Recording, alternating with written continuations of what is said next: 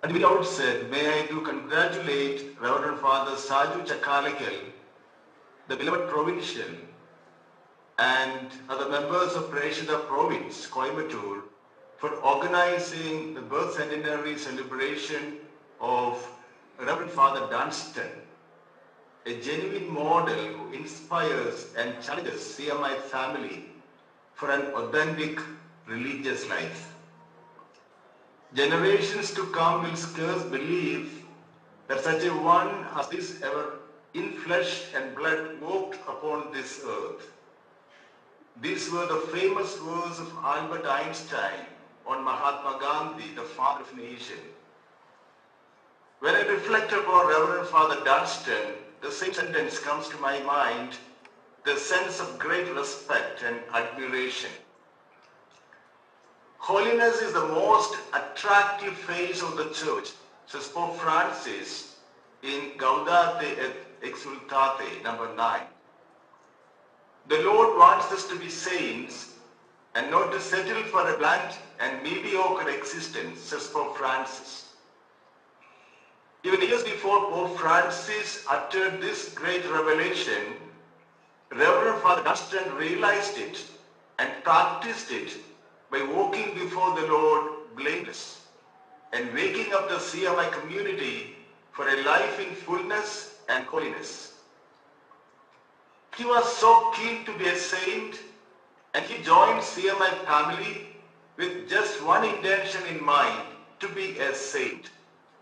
And he was well guided by his sister and teacher Kunyati. He was a saintly prophet who sought truth like Mahatma Gandhi and St. Thomas More.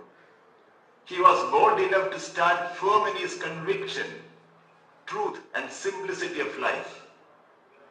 His voice made a tremendous difference in the chapter halls of the congregation, and all listened to him as the prophetic voice in the wilderness.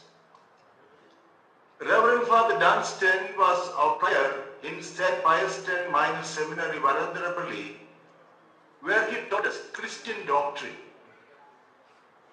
More than all his sessions in the classroom, he inspired us through his life in the prayer room, in the garden, in the community gathering, and all the more through his witnessing life of deep interiority, contemplative serenity, and religious simplicity.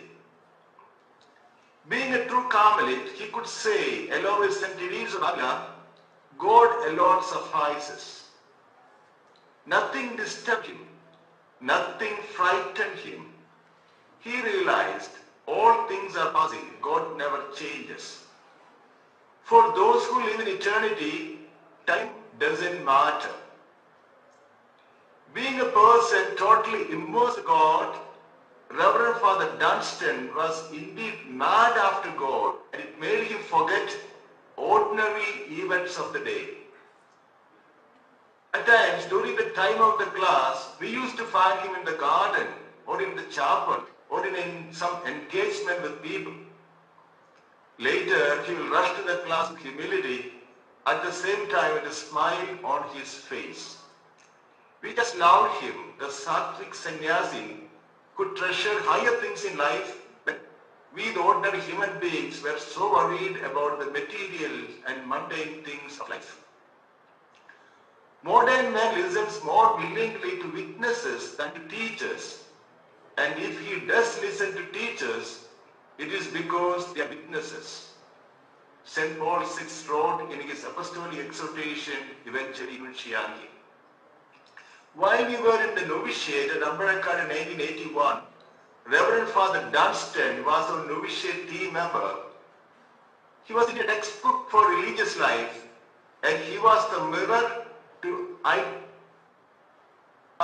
to be an authentic religious. He challenged us with his inspiring life. He was an ideal confessor and an inspiring spiritual director. He was so radical in his insights, and all the more in his life of living the gospel in its purity. He accompanied the young novices like a father, mother, and an elder brother.